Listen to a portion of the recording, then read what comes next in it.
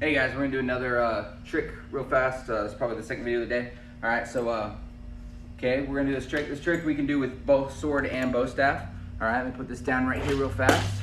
Okay, ignore the hardwood noise. All right, so bow staff is a good way to start.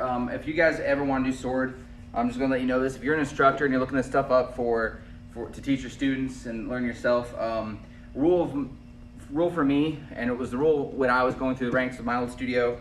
We didn't start weapons till green belt, depending on where you are. Our green belt is our intermediate, so we start at white and we go yellow, high yellow, which is the yellow, yellow with a black stripe, and then we go green. So that green spot, once you start doing intermediate, that's when they get to start weapons. And then just letting you get the rundown before we get through this.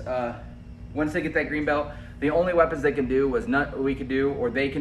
my students now, is bow staff, nunchucks, and short sticks. Non-bladed weapons, basically, because it's just how it is. Now, if you have any students who want to do sword eventually, bow staff is one of the best ways, because a lot of the tricks that you can do with bow staff, you could also kind of do with sword. So I just say I feel sword was a lot easier for me to learn because I started with bow staff, and it was just really easy. I just had to adapt a few things. But this is a trick you can do with both. So if you have students doing bow staff or do want to do sword, bow staff is a really good way to start. Now how you're going to do this is you're going to hold it like this, all right? This is a good kind of trick I do. All right, you go here again. I don't know the official name of this. All right, but you're going to come through and you're going to catch it in the crook of your arm just like that, right? You're going to tuck it in your arm, okay? And then you're going to toss it back. All right, now real fast. Like I said, this is going to be the only way. It's going to be a real fast one. You can pop and then up like this. Now if you have a high enough ceiling, I might drop it here. You can do all kinds of stuff, really high tosses and all kinds of stuff with that, but it's really hard. That's really all you can do with the bow staff. One of it, let me get my sword here a bit, real fast. Okay, so again, like I said, you can do this with sword as well. Pretty much the exact same thing. Now the way I do this is I usually set up like a 1, 2, chop, stab, maybe a grab, and I'll stab this way, and that sets me up for that position. Now, just a warning for some of you, some judges do stuff like if this touches you in a way that would kill you, like the blade of your sword, even though it's not bladed, like it hits an artery, you stab yourself, you catch the blade. Depending on how strict they are, even just touching the blade like this, they will get onto you for. Not very many would do that. Most of the people I've run into like that are just petty, and they come up with excuses to give you a low score.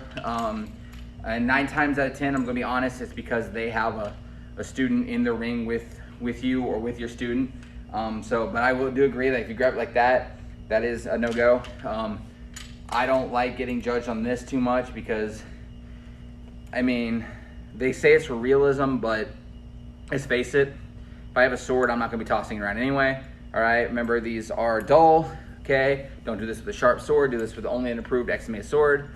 Even though they are dull, you have to be careful. As you see here, okay, I got a few more that are really hard to show on scars that are really hard to show in this video, but they can cut you. So, but it's the same thing here, and catching the crook of your arm, and then toss up and catch here. Let me back up so you can see the toss, pop, and you, that stopping is hard to do. To show you catching the crook of the arm and pop up and catch. Now, how hard you pop is going to be how hard it spins. Now, there's another variation of this with sword that you can't do with bow staff because how long the bow staff is. Instead of coming here and tossing up, you come and you catch it, and then you're going to come this way and you toss it sideways. All right, once you get that down, you can actually kind of spin it on top of your hand.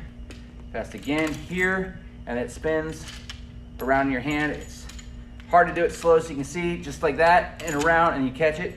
So there's a few variations you can do with this. Takes practice. Again, watch ceilings. If you have mats, again, because everyone knows mats are expensive. We don't have mats, so I don't do it, but tape. Just put some electrical tape around your tip. It helps with the stabbing implements of mats. So go ahead and get there and practice. As always, guys, go by the rule of 10. Do this 10 times in a row before you put it in your pattern. Catch you guys next time.